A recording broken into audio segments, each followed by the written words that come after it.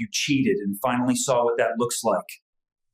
The needle went in clean, but my phone buzzed with the kind of message that makes your arterial pressure spike right when they're trying to draw it.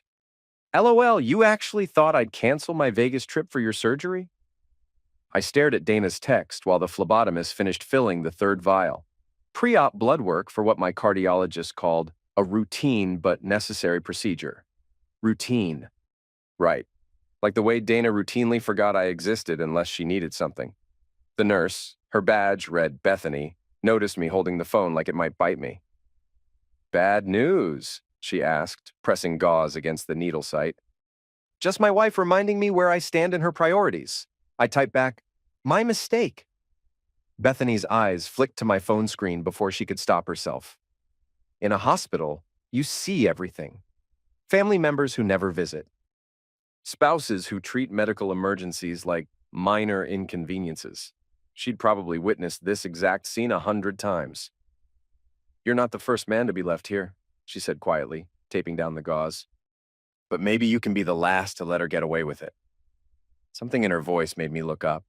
Bethany wasn't being dramatic or playing therapist. She was stating a fact with the same clinical precision she'd used to find my vein on the first try. What do you mean?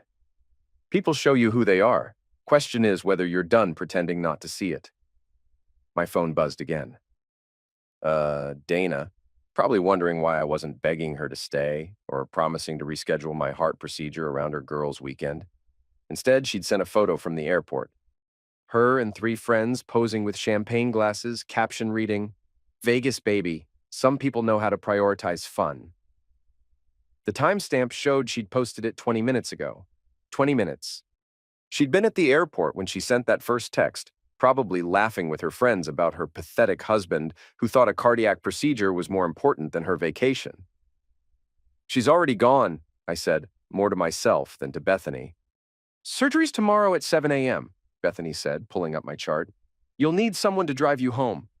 I'll figure it out. She looked at me for a long moment. My shift ends at 6. I can pick you up if you need. You don't even know me. I know enough. She handed me a card with her number written on the back. Call if you need a ride. Or if you need someone to remind you that you deserve better than this. I pocketed the card and walked out to the parking garage, where Dana's BMW should have been parked next to my Honda. Empty space.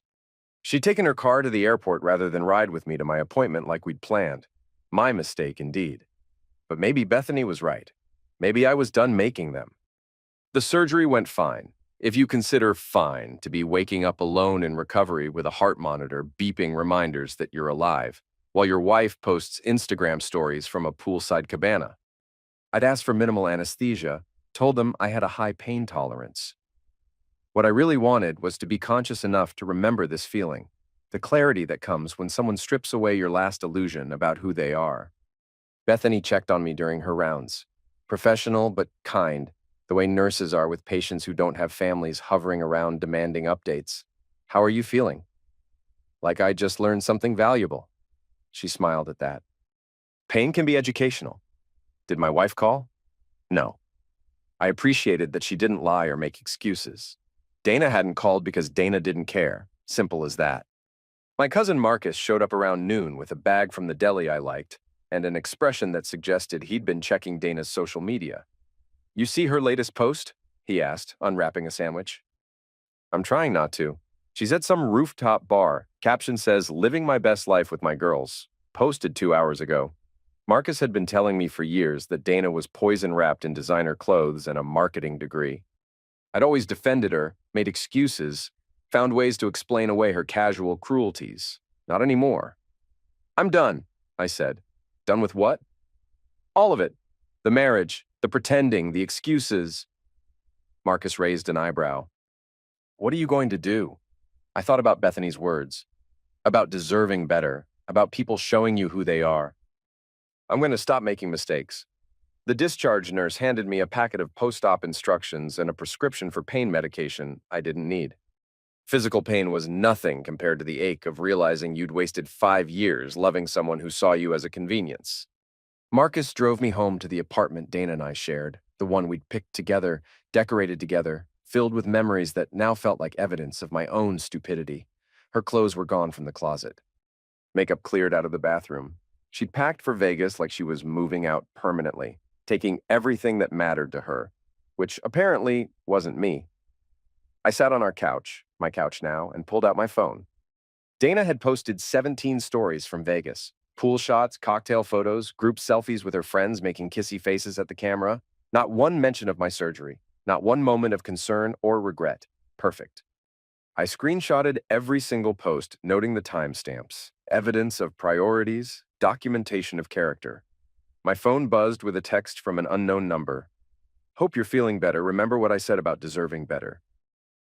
Bethany, I typed back. Thank you, I'm starting to believe you're right. She responded immediately.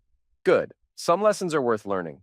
I spent the rest of the evening thinking about lessons, about mistakes, about the difference between revenge and justice, between anger and clarity.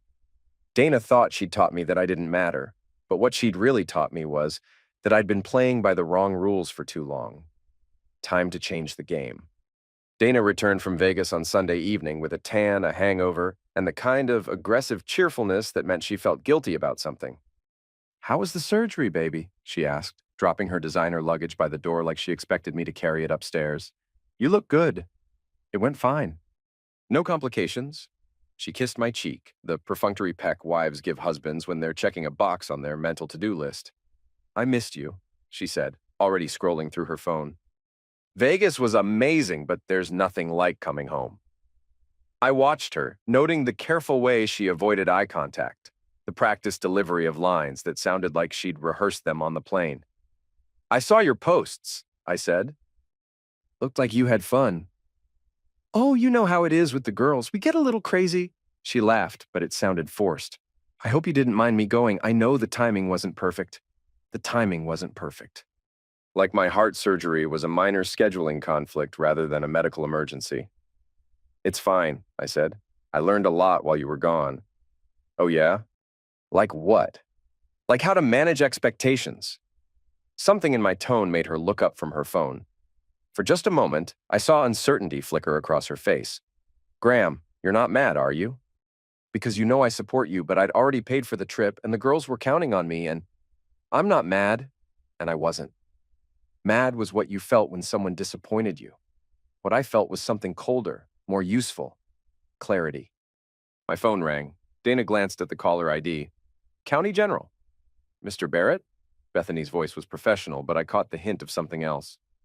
I wanted to follow up on your discharge instructions. How are you feeling? Much better, thanks. The procedure went smoothly. That's wonderful. I'm glad to hear you're recovering well. A pause. Is your wife there? I'd like to go over some of the post-operative care instructions with her. Dana was already reaching for the phone, her PR instincts kicking in.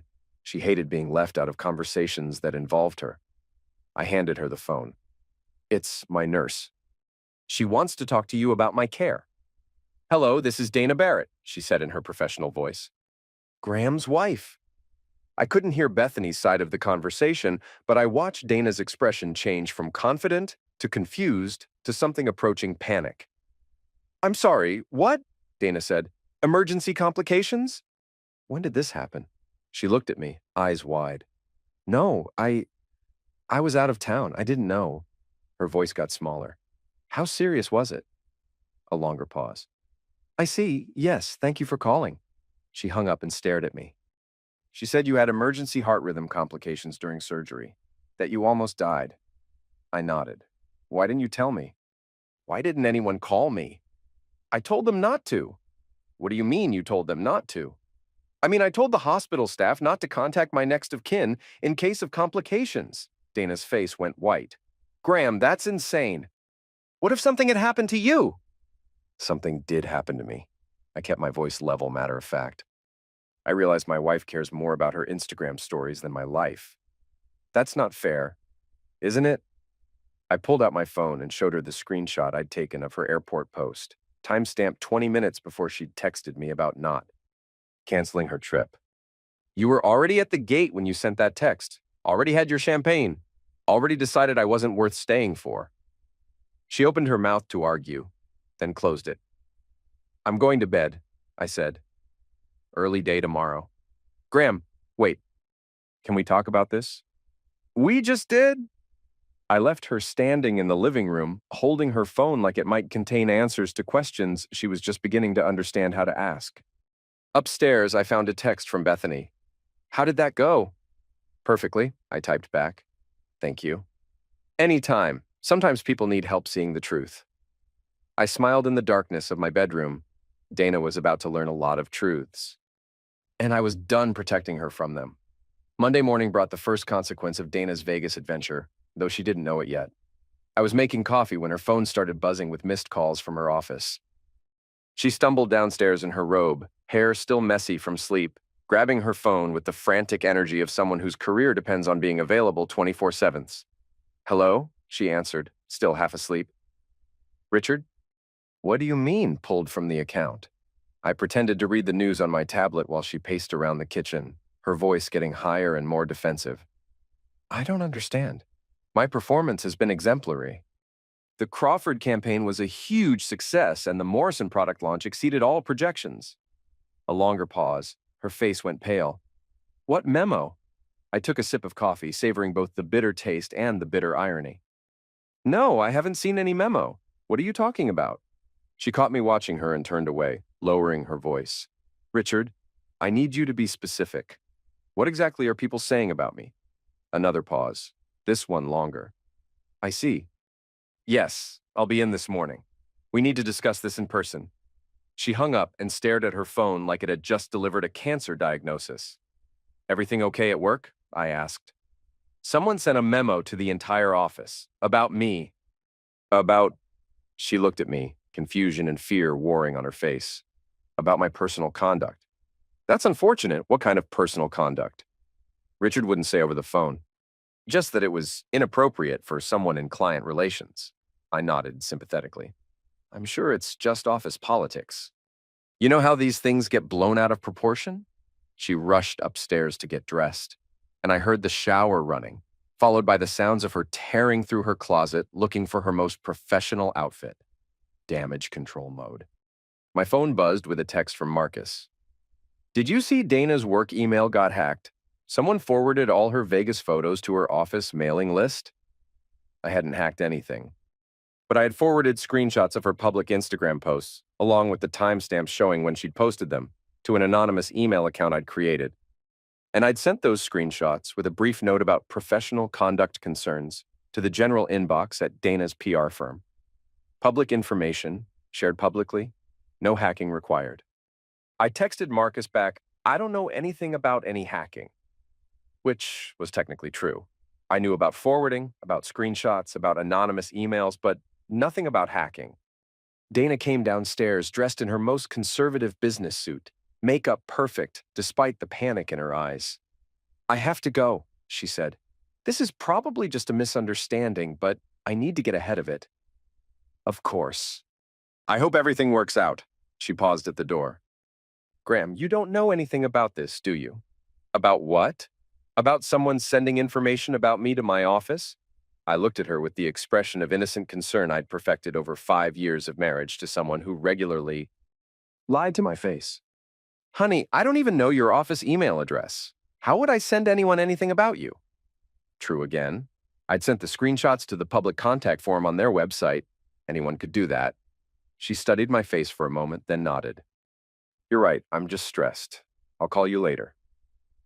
After she left, I sat in the quiet kitchen and thought about the memo that was probably being discussed in conference rooms across Minneapolis right now. Screenshots of Dana posing with cocktails while her husband underwent emergency surgery. Timestamps showing her priorities, her own words in her own texts, demonstrating the casual cruelty she thought nobody would ever see. No lies, no exaggeration. Just the truth, presented without comment. My phone rang. Bethany. "How are you feeling today?" she asked. "Better than I have in years." "Good. Listen, I wanted to ask you something. Would you be interested in meeting for coffee sometime? Not as a nurse checking on a patient, just as someone who thinks you deserve better than what you've been accepting." I thought about Dana, probably sitting in her boss's office right now, trying to explain away evidence of her own character. "I'd like that," I said. "I'd like that very much." "Great. There's a place called Grind on 5th Street. Tomorrow at 10? I'll be there. After we hung up, I opened my laptop and did something I'd been thinking about since yesterday. I started a blog. The first post was simple. My wife told me I was a mistake for thinking she'd cancel her vacation for my heart surgery. She was right about one thing, it was a mistake. My mistake was thinking she was someone she's not. I'm done making that mistake. I didn't use her name, didn't identify her or her company, just told the truth about what happened in simple, clear language.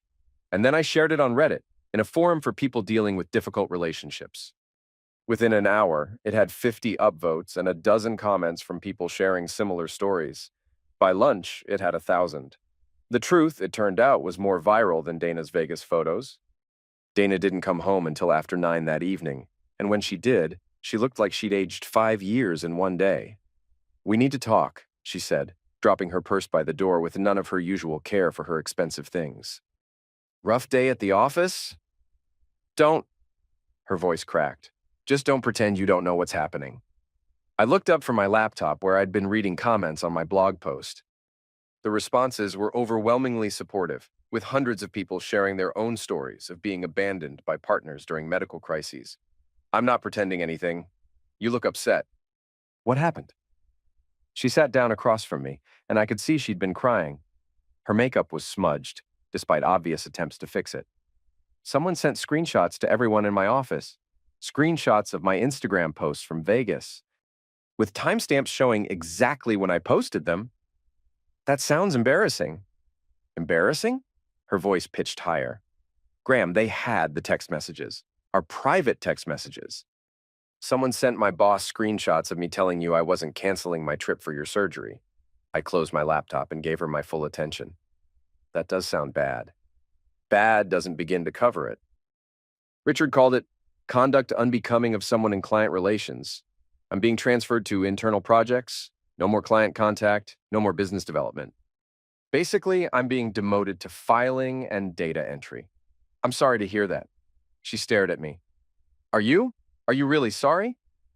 "I'm sorry you're learning that actions have consequences. I'm sorry you're discovering that your private character affects your professional reputation. I'm sorry it took public humiliation for you to understand that other people's opinions of you actually matter. You did this? I had heart surgery while you partied in Vegas. That's what I did.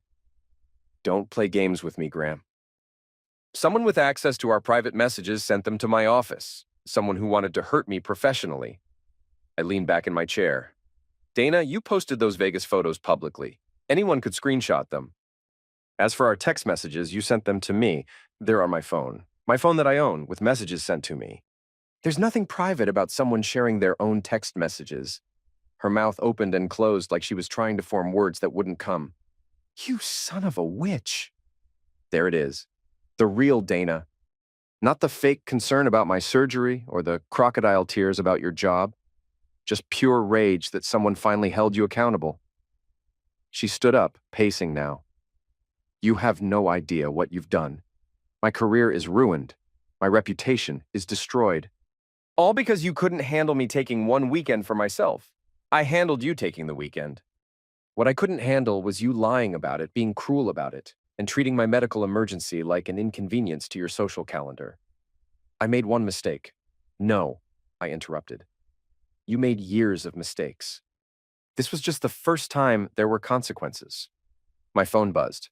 A text from an unknown number. "Hey, saw your post about your wife. Thought you should know she was all over some married guy at the Bellagio bar Friday night. Got pictures if you want them." Anonymous. I showed Dana the message. Her face went white. "I don't know what they're talking about." "Of course you don't." I stood up. "I'm going to bed, early morning tomorrow." "Graham, wait. We need to figure this out. We need to fix this." "There's nothing to figure out. You showed me who you are. I believed you. Now other people believe you too." I paused at the bottom of the stairs. "Oh, and Dana? That anonymous person who sent me the message about your Friday night activities. They want to know if I'd like to see the pictures. Should I tell them yes?" The look of panic that crossed her face told me everything I needed to know about what had really happened in Vegas. "It wasn't what it looked like," she whispered.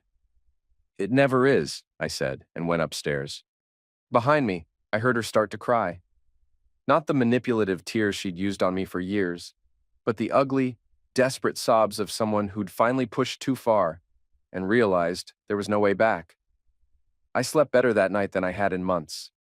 Coffee with Bethany turned into 2 hours of the best conversation I'd had in years. She was funny, direct, and completely unimpressed by the kind of drama that had consumed my marriage. When I told her about Dana's meltdown the night before, she just shook her head. Classic narcissist pattern, she said, stirring her latte. Create a crisis, play the sufferer when there are consequences, then blame everyone else for the fallout. You see this a lot in your work? Hospital work shows you every kind of human behavior. Family members who abandon each other, spouses who can't be bothered to visit, people who only show up when someone's dying because they want to be in the will. She smiled. But I also see the good ones. The partners who sleep in uncomfortable chairs for weeks, who learn medical terminology so they can ask better questions, who put their lives on hold because love means showing up. Which kind was I? You were the kind who made excuses for someone who didn't deserve them. We walked around downtown Minneapolis afterward, talking about books, work, places we'd traveled. Normal conversation between two adults who respected each other. I'd forgotten how good that felt. When we got back to my car, Bethany hesitated. Can I ask you something personal? Sure. What's your endgame here? With Dana, I mean. Are you trying to save your marriage, or are you done? I thought about it. I'm done trying to save something that was never real. As for what happens next, I shrugged. I guess that depends on her. And if she tries to fight back? If she tries to hurt you the way you're hurting her? With what? The truth about me? That I'm a loyal husband who supported his wife's career, paid for her lifestyle, and never cheated or lied or abandoned her when she needed me most? I smiled. She could tell everyone in Minneapolis the truth about me, and it would only make me look better. Bethany laughed. You know what I like about you, Graham? You're not angry. Angry people make stupid mistakes. But you're not angry. You're something much more dangerous. What's that? Disappointed. When I got home, Dana was waiting with her laptop open, and a stack of printouts spread across the coffee table. I know what you did, she said without looking up. What did I do? The blog post? My mistake. It's gone viral. There are news articles about it. A podcast wants to interview you. She finally looked at me. You made me nationally famous for being a terrible wife. I sat down across from her and looked at the printouts. Articles from relationship websites, comments from social media, screenshots of my blog post being shared thousands of times. I didn't make you anything, I said. I just told the truth about what happened. You told your version of what happened. Feel free to tell yours, start a blog, share your side of the story. Explain why your husband's heart surgery was less important than your Vegas vacation. She stared at me. People are calling me a monster. Are you? Of course not. I made one bad decision. You made a series of decisions that revealed your character. The Vegas trip, the cruel text, the social media posts, the complete lack of concern for my health. People aren't judging you for one bad decision. They're judging you for showing them exactly who you are. My phone rang. Unknown number. Mr. Barrett? This is Jennifer Walsh from the Second Chances podcast. We'd love to have you on the show to discuss your blog post about your wife's behavior during your medical emergency. Would you be interested? I looked at Dana, who was listening to every word. I'd be happy to share my story, I said. When would you like to record? Are you available this afternoon? We could do it remote, just a phone interview. It would air tomorrow. Perfect. Send me the details. After I hung up, Dana was staring at me like I'd grown a second head. You're actually going to do podcast interviews about me? About my experience? About what it's like to realize you don't matter to the person who's supposed to love you most? Graham, please, I'm begging you, don't do this. My career is already destroyed. If this gets any bigger, then maybe you should have thought about that before you decided to humiliate your husband publicly. She was crying again, but I felt nothing. No sympathy, no regret, no desire to comfort her. For 5 years, I'd watched her manipulate people with tears and emotional breakdowns. I'd seen her turn on the waterworks to get out of traffic tickets, to guilt friends into doing favors, to make me feel bad for asking reasonable questions about her behavior. But tears only work on people who care about your feelings. And I'd finally stopped caring about hers. The interview is at 3, I said, standing up. You might want to find somewhere else to be, unless you want to hear me tell the truth about our marriage on national radio. I left her sitting in the wreckage of her reputation, surrounded by printouts of her own words coming back to haunt her. Some lessons I was learning were expensive, but they were also permanent.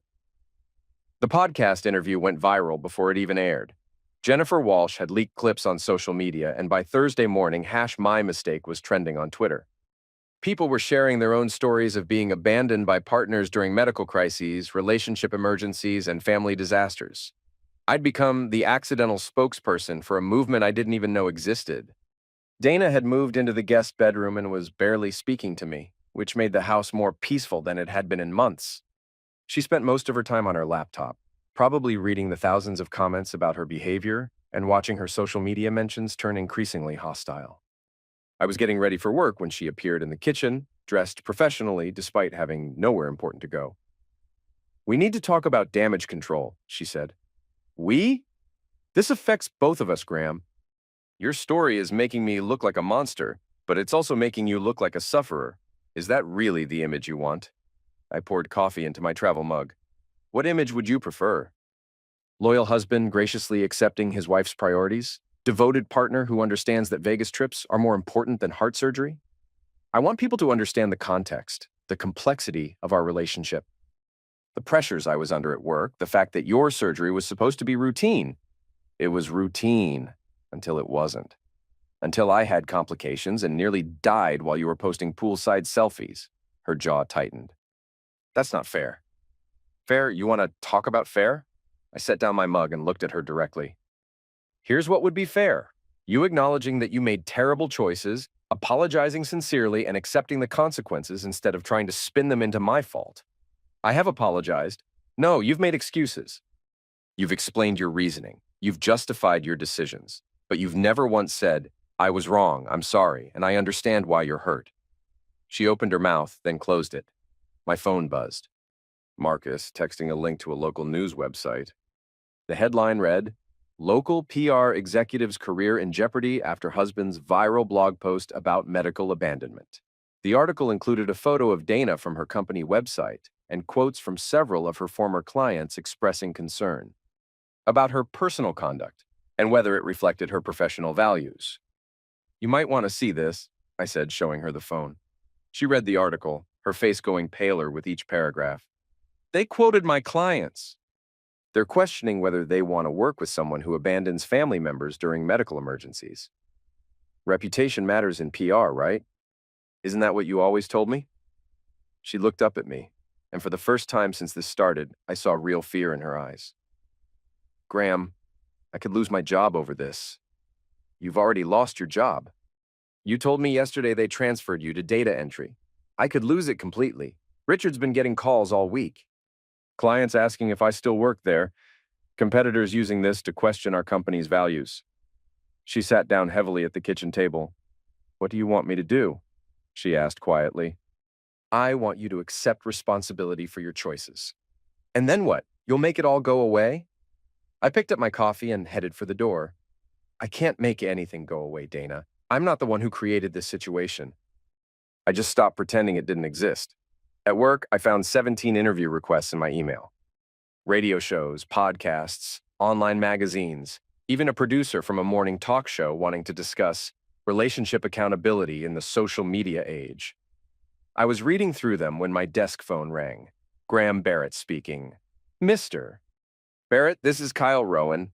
I think we need to talk." The name took me a second to place. Then I remembered the anonymous text about Dana's Friday night activities in Vegas. "I'm listening. I understand you have some information about me and your wife. Information that could be problematic for both of us if it became public." "Do I?" "Look, I'll be direct. What happened in Vegas was a mistake. A moment of poor judgment after too many drinks. Dana and I are both married. Both have careers that could be affected by scandal. I'm hoping we can handle this like adults." "What exactly are you proposing?" I'm proposing we both forget anything happened. No one needs to get hurt over a stupid mistake. I thought about Dana's panic when I'd shown her that anonymous text. About her immediate denial, followed by, "It wasn't what it looked like." "Mr. Rowan, I think you might have me confused with someone who cares what you and my wife did in Vegas." A pause. "I'm sorry? I don't care if you slept with her." "I don't care if she slept with you. I don't care if you made out in the bar or held hands by the pool or got matching tattoos. My marriage was over the moment she decided her vacation was more important than my health." "So you won't be sharing any information about us?" "I don't have any information about you. I have a text from someone claiming to have pictures, but I never asked to see them. As far as I'm concerned, you're just another stranger my wife met while she was abandoning her husband." Another pause. "Oh, I mean, someone told me you were planning to expose our affair." "Affair?" I laughed. "Mr. Rowan, you're giving yourself way too much credit. You were a distraction during a weekend when my wife should have been taking care of her husband. Nothing more, nothing less." "I see. Well, thank you for being reasonable about this." "Don't thank me. Thank the fact that I have bigger problems than whatever you did with my soon-to-be ex-wife." I hung up and stared at the phone for a moment. Soon-to-be ex-wife. I'd said it without thinking, but it felt right. It felt like the truth. By Friday, Dana's panic had evolved into something more dangerous: desperation. I came home to find her on the couch with her laptop, surrounded by tissues and empty coffee cups. "I've been thinking," she said without looking up, "about us, about how to fix this." "There's nothing to fix. There's only accepting reality." "I don't accept that." She closed the laptop and looked at me directly. 5 years of marriage doesn't end because of one weekend." "You're right. It ends because of 5 years of being married to someone who thinks one weekend of partying is more important than one day of supporting your spouse through a medical emergency." She flinched. "I want to go to couples counseling." "No. Graham, please. We can work through this. People forgive worse things than what I did. I'm not interested in forgiveness. I'm interested in honesty. And honestly, I don't want to be married to someone capable of treating me the way you did." She stood up, pacing now. "Fine. You want honesty? Here's honesty. You're destroying my entire life over one mistake. My career is ruined. My reputation is destroyed. My friends won't return my calls. You're taking one bad weekend and turning it into a public execution." I shared my experience. Other people drew their own conclusions. "Your experience?" She laughed, but there was no humor in it. "Your version of events. Your carefully crafted narrative, designed to make me look like a monster, and you look like a saint." "What part of my narrative was inaccurate?" "The part where you pretend you're perfect. The part where you act like 5 years of marriage meant nothing to me. The part where you make it sound like I never cared about you. Did you care about me when you texted LOL about my surgery? Did you care when you posted poolside photos while I was in recovery? Did you care when you lied about it being a routine procedure to avoid looking bad?" Her face crumpled. I was scared. I didn't know how to handle it, so I pretended everything was fine. You were scared, so you abandoned me. You didn't know how to handle my medical emergency, so you went to Vegas instead. Do you hear yourself? I made a mistake. You made a choice. You chose yourself over me, your image over my health, your fun over my needs. And when people judged you for that choice, you decided it was my fault for telling them about it. She was crying again, but this time it felt different. Less manipulative, more genuine. "I don't know how to fix this," she whispered. "You can't fix it, that's the point. Some choices can't be undone." My phone rang. Bethany. "Hey," I answered, watching Dana's face tighten at the sound of another woman's voice. "I wanted to check on you. Saw the news article today. How are you holding up?" "Better than expected. Want to grab dinner tonight?" "I'd love that. Same place as yesterday." "Perfect. 7 o'clock. After I hung up, Dana was staring at me. "Who was that?" "A friend." "What kind of friend?" "The kind who shows up when people need them." The implication hit her like a physical blow. "You're dating someone." "I'm having dinner with someone who treats me with respect." "If you want to call that dating, go ahead. We're still married, Graham. Legally, Yes, in every other way that matters. No. She grabbed her purse and keys. I'm going to my sister's. I can't. I need some space to think. Good idea. After she left, I sat in the quiet house and thought about the week that had changed everything. 7 days ago, I'd been a man making excuses for a woman who didn't deserve them. Now I was someone who'd stopped accepting unacceptable behavior. The transformation hadn't been dramatic or sudden. It had been a series of small moments, choosing truth over peace, consequences over comfort, self-respect over false unity. My phone buzzed with a text from Marcus. Saw Dana's car at her sister's place. She moving out? Taking a break to think, I replied. About what? How to be a decent human being. I smiled and typed back, too late for that. Dinner with Bethany was exactly what I needed. She listened without judgment, offered perspective without advice, and treated me like a person worth knowing rather than a problem to be managed. Can I ask you something? She said over dessert. Anything. Are you doing this for revenge, or are you doing it because it's right? I thought about it. What's the difference? Revenge is about hurting someone who hurt you. Justice is about consequences matching actions. One is about anger, the other is about truth. Then I guess I'm interested in justice, she smiled. Good answer. When I got home, Dana's car was back in the driveway, but the house was dark. I found her in the guest bedroom, asleep on top of the covers, still fully dressed. On her nightstand was a printed resignation letter, addressed to her boss. I read it without guilt. After everything she'd put me through, her privacy was no longer my concern. The letter was 2 sentences. Effective immediately, I am resigning from my position at Barrett and Associates Public Relations. Thank you for the opportunity to work with your team. Short, professional, and devoid of explanation or excuse. For the first time in a week, Dana had done something that surprised me in a good way. She was accepting responsibility for her choices, even if she was doing it quietly. I left the letter where I'd found it and went to my own bedroom. Tomorrow would bring new consequences, new realizations, new opportunities for both of us to show who we really were. But tonight, for the first time in months, I felt like I was exactly where I belonged. Saturday morning brought the kind of reckoning that changes everything. I was making coffee when Dana appeared in the kitchen, dressed in sweatpants and looking like she'd aged a decade overnight. I'm resigning, she said without preamble. I saw the letter. She nodded, not surprised. Richard called yesterday afternoon. 3 more clients canceled. The board wants me gone by Monday. I'm sorry it came to that. Are you? She poured herself coffee with shaky hands.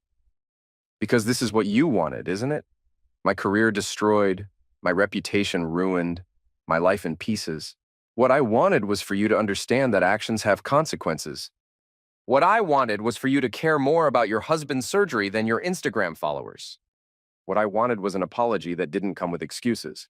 And now, I want a divorce. The words hung in the air between us like a physical presence. Graham, I've already contacted a lawyer. I'm filing Monday morning. She sat down heavily at the kitchen table. This is really it? 5 years of marriage and you're just done? I was done the moment you sent that text from the airport. Everything since then has just been me accepting what I already knew. My phone buzzed. A text from Kyle Rowan. Need to meet. Urgent. My wife knows about Vegas. I showed Dana the message. Her face went white. What does that mean? It means your weekend friend is having his own consequence conversation. Graham, if his wife finds out about us, if she makes it public, then you'll deal with it the same way you've dealt with everything else this week. With the truth, she stared at me. You really don't care, do you? About what people will think, what they'll say? What will they say? That my cheating wife also cheated? That the woman who abandoned her husband during surgery also betrayed her marriage vows? Dana, you can't damage a reputation that's already destroyed.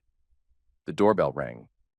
Through the window, I could see a woman in her 40s, well-dressed, holding what looked like a tablet. Mrs. Rowan, I presume, I said, opening the door. Mr. Barrett? I'm Jennifer Rowan. I believe we need to discuss my husband and your wife. I invited her in, noting how Dana shrank back against the kitchen counter. Please sit down. Can I get you coffee? Thank you. Jennifer Rowan had the composed bearing of someone accustomed to handling crises. I'm here because I received some interesting information about Kyle's business trip to Las Vegas last weekend. She opened her tablet and showed us a series of photos. Kyle and Dana at a bar, Kyle and Dana by a pool, Kyle and Dana kissing in what looked like a hotel corridor. These were sent to me yesterday by someone who said they thought I should know what my husband was doing while I was home with our children. Dana had gone completely pale. Mrs. Rowan, she started. I can explain. Please don't. Jennifer's voice was calm but cold. I'm not here for explanations or apologies. I'm here to inform you both that I'm filing for divorce and pursuing a very public custody battle. Kyle's infidelity will be documented, photographed, and presented to everyone who matters in this city. She looked at Dana directly. I understand you're already experiencing some professional difficulties related to your personal conduct. I wanted to let you know that this situation will not remain private. My lawyer will be contacting the media with the full story of Kyle's Vegas adventure. Please, Dana whispered. My career is already destroyed. I've lost everything. Then you understand exactly how I feel. Jennifer stood up. The difference is, I didn't choose this. You did. After she left, Dana collapsed into a chair. This is a nightmare. It's never going to end. It'll end when people stop talking about it, which will happen when something more interesting comes along. How can you be so calm about this? I sat down across from her. Because none of this is happening to me. It's happening to you because of choices you made. I'm just a bystander watching consequences unfold. We're married, Graham. What happens to me affects you too. Not for much longer. She looked at me with something approaching desperation. What if I could fix this? What if I could make it right? How? I don't know, but what if I could? Would you consider staying married? Would you give us another chance? I thought about it seriously, which seemed to give her hope. Dana, the only way you could fix this is by becoming a completely different person. Someone who puts family before image. Someone who shows up when people need them. Someone who takes responsibility without making excuses. And even if you could become that person, which I doubt, I wouldn't trust that the change was real. I'd spend the rest of our marriage waiting for you to revert to who you actually are. So, there's nothing I can do. There's plenty you can do. You can learn from this. You can become a better person for your next relationship. You can use this experience to develop empathy and accountability. I stood up. But you can't undo what you've done to us. Some mistakes are permanent. She started crying again, but this time I didn't feel the usual urge to comfort her. I'm going out, I said. I'll be back this evening. Where are you going? To spend time with people who actually care about my well-being. I left her sitting at the kitchen table, surrounded by the wreckage of her own choices, finally understanding that some consequences can't be talked away or spun into someone else's fault. Outside, the morning air felt crisp and clean, like the beginning of something new. Monday brought the divorce papers and a media circus that exceeded even my expectations. Jennifer Rowan had been as good as her word. The story of Kyle's Vegas affair was front-page news in the local paper, complete with photos and a detailed timeline that painted both Kyle and Dana as predatory narcissists who had betrayed their spouses for a weekend of selfish indulgence. The headline read, PR executive and realtor's Vegas affair destroys 2 marriages. I was reading the article over breakfast when Dana stumbled downstairs, looking like she hadn't slept. Have you seen this? I asked, showing her my phone. She glanced at it and winced. Jennifer Rowan wasn't kidding about going public. Apparently not. Kyle's real estate license is under review. His company has suspended him pending investigation. And according to this article, his wife is seeking primary custody of their children based on moral turpitude and abandonment of family responsibilities. Dana sat down across from me, looking defeated. What about me? You're described as the PR executive who abandoned her husband during emergency heart surgery to pursue an extramarital affair in Las Vegas.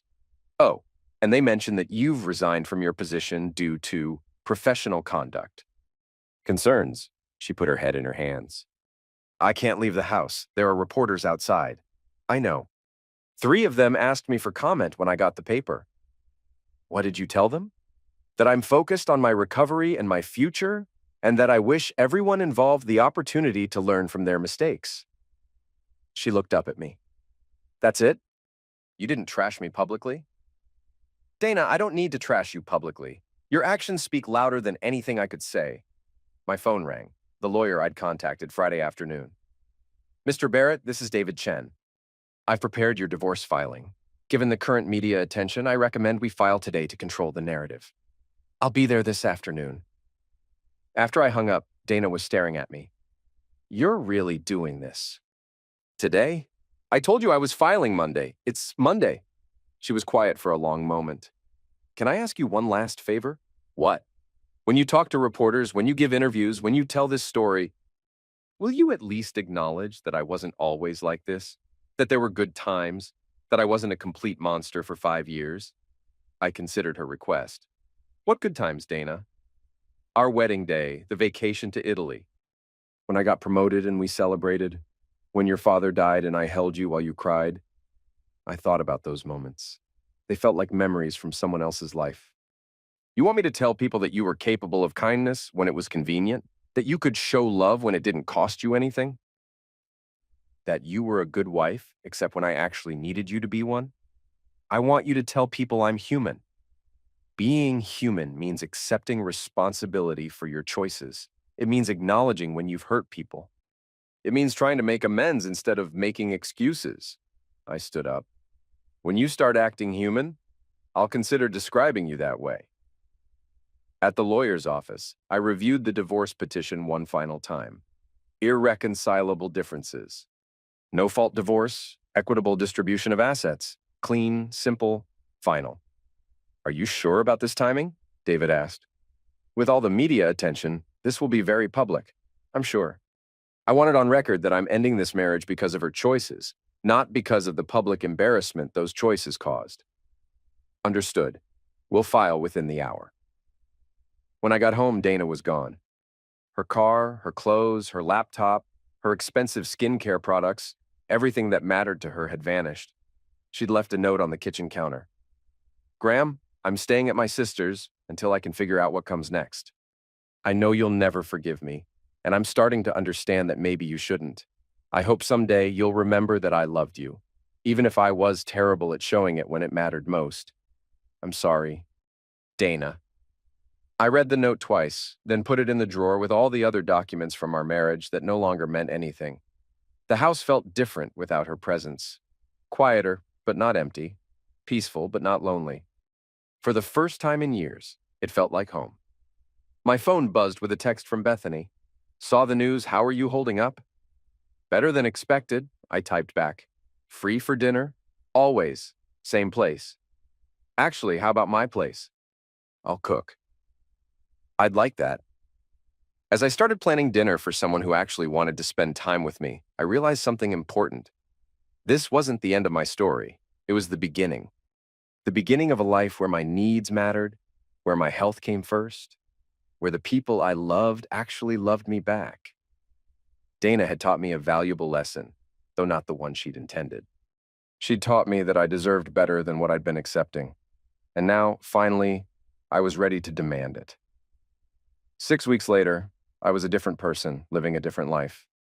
The divorce had been finalized with remarkable speed, helped by Dana's complete capitulation on all financial matters. She'd kept her car and her personal belongings. I'd kept everything else, including the house that finally felt like mine. The media attention had mostly died down, though I still got occasional interview requests from relationship podcasts and men's support groups. I'd done a few, always focusing on the importance of self-respect and the danger of making excuses for people who don't respect you. Dana had left Minneapolis entirely. According to Marcus, who heard it from her sister, she'd moved to Portland and was working as a server while trying to rebuild her career. I felt nothing about this news except mild relief that she was far away. Kyle Rowan's life had imploded more dramatically than mine had improved. His wife had been awarded primary custody of their children, his real estate license had been suspended, and he'd been forced to sell his house to pay legal fees. Last I'd heard, he was living in a studio apartment and driving for a rideshare company. Justice, it turned out, was more satisfying than revenge. I was making dinner for Bethany, our Friday night tradition, when my phone rang. Unknown number. Hello? Graham, it's Dana. I hadn't heard her voice in over a month. It sounded smaller, less confident than I remembered. What do you want, Dana? I wanted to tell you something and to ask you something. I'm listening. I've been in therapy, real therapy, not just someone to vent to, and I'm starting to understand what I did to you, what I did to us. I waited. I was selfish, completely, utterly selfish. I treated you like a convenience instead of a partner. I prioritized my image over your health, my fun over your needs, my ego over your feelings. Her voice cracked. I was cruel to someone who loved me, and I convinced myself it was justified because you were always there, always forgiving, always making excuses for my behavior. Okay. I know it doesn't change anything. I know it doesn't fix what I broke. But I wanted you to know that I finally see it. I finally understand what I put you through. I thought about the conversation I'd had with Bethany the night before, about forgiveness and closure, about the difference between healing and reconciliation. I appreciate you telling me that, I said. What did you want to ask?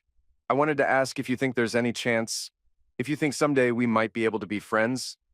Not now, obviously. But someday when enough time has passed, when I've proven that I've really changed. I looked out the kitchen window where I could see Bethany's car pulling into the driveway. Dana, I think you can become a better person. I think you can learn from this experience and build healthier relationships in the future. But I also think some bridges, once burned, can't be rebuilt. I understand. I hope you find happiness in Portland. I hope therapy helps you become someone who deserves love, but that person isn't going to be part of my life. She was quiet for a long moment. I know, I had to ask. Take care of yourself, Dana. You too, Graham. And Graham? I know you'll probably never believe this, but I really did love you. I just loved myself more. After we hung up, I stood in my kitchen thinking about love and selfishness, about the difference between caring about someone and caring about how they make you feel. Dana had loved me the way a child loves a favorite toy, possessively, carelessly, with the assumption that I would always be there, no matter how badly I was treated. But real love, the kind I was learning to recognize with Bethany, was about showing up, paying attention, making sacrifices when they mattered most. The doorbell rang. Bethany, with flowers and wine and the kind of smile that made me remember what it felt like to be wanted rather than merely tolerated. How was your day? She asked, kissing me hello. Better now that you're here. We cooked together, talked about our weeks, laughed about stupid movies, and shared stories about our childhoods. Normal couple things that felt revolutionary after years of walking on eggshells around someone's fragile ego. After dinner, we sat on my couch, our couch, she'd started calling it, and she asked the question that had become our Friday night tradition. What's the best thing that happened to you this week? I thought about it. The promotion at work, the interview request from a national podcast, the quiet pleasure of living in a house where I didn't have to apologize for existing. This, I said. Right here, right now, this is the best thing. She curled up against me, and I felt something I hadn't experienced in years, complete contentment. Dana had been right about one thing. She had taught me a valuable lesson. She'd taught me the difference between a wife and a partner, between love and narcissism, between a mistake and a revelation of character. Most importantly, she'd taught me that I deserved better than what I'd been accepting. And now, finally, I had it. 1 year later, I was standing in the same hospital where this all began, but this time as a visitor rather than a patient. Marcus was having his appendix out, routine surgery, but he'd asked me to be there since his ex-wife was in Florida and his kids were at college. You don't have to stay, he said, groggy from the anesthesia. It's not like I'm dying or anything. I'm staying, I said. That's what family does. He smiled at that. Family shows up. Exactly. While he slept, I walked down to the cafeteria and found Bethany finishing her shift. She'd been promoted to charge nurse 6 months ago and was working toward her nurse practitioner degree. How's Marcus? She asked. Good. Should be home tomorrow. And how are you? It's got to be weird being back here. I looked around at the familiar hallways, the antiseptic smell, the constant background noise of medical equipment, and hushed conversations. It's not weird, I said. It's full circle. We walked outside into the crisp October air. The leaves were changing, the same way they had been the day I'd gotten that text from Dana. But everything else was different. I got a call today, I said as we reached our cars. From a publisher. They want me to write a book about the whole experience. Are you going to do it? I think so. Not about revenge or getting even. About recognizing your worth, setting boundaries, choosing people who choose you back. She leaned against her car, studying my face. What would you call it? I smiled. My mistake, with the subtitle, How Learning to Value Myself Changed Everything. I like it. Very full circle. That evening, Bethany and I had dinner with Marcus and his girlfriend Sarah, a kindergarten teacher who laughed at his terrible jokes and brought him soup when he was sick. The kind of woman who understood that love was a verb, not just a feeling. Watching them together reminded me of something I'd learned over the past year. The right person doesn't just make you happy when things are good. They make you feel loved when things are difficult. After they left, Bethany and I cleaned up the kitchen together, moving around each other with the practiced ease of two people who'd learned to share space without keeping score. Can I ask you something? She said, drying the last plate. Always? Do you ever think about her, about Dana? I considered the question honestly. Sometimes, but not the way you might expect. What do you mean? I think about her as a cautionary tale. A reminder of what happens when you mistake someone's presence for their love, their words for their actions. I took the plate from her and put it in the cabinet. But mostly, I think about her as a teacher. She taught me that I was accepting behavior I should have rejected, making excuses I should have refused to make. Any regrets? About the marriage? Only that it took me so long to end it. About what came after? I pulled her close. Not a single one. Later that night, I sat in my home office working on the book proposal. The story had evolved from a simple revenge tale into something more complex, a meditation on self-worth, accountability, and the courage to demand better treatment from the people who claim to love you. The final chapter would be about the difference between justice and revenge, between consequences and cruelty, about how sometimes the most powerful thing you can do is simply stop accepting the unacceptable. My phone buzzed with a text from an unknown number. Saw your interview on the podcast today. Thank you for sharing your story. It gave me the courage to leave my husband after 20 years of similar treatment. You probably saved my life. A grateful stranger. I'd gotten dozens of messages like this over the past year. People who recognized themselves in my story, who found the strength to stop making excuses for people who didn't deserve them. It turned out that my mistake, thinking Dana was someone she wasn't, had helped other people avoid making similar mistakes of their own. I opened my laptop and wrote the final paragraph of the book proposal. The woman who abandoned me during surgery taught me the most valuable lesson of my life. That people show you who they are through their actions, not their words. She taught me that love without respect is just manipulation with better marketing. Most importantly, she taught me that I deserved better than what I was accepting. She was right when she called me a mistake. I was her mistake, the husband who finally stopped making excuses for inexcusable behavior. And in becoming her mistake, I became my own salvation.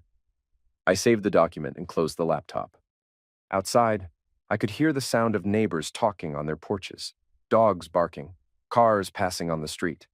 The ordinary sounds of people living ordinary lives, making ordinary mistakes and extraordinary choices.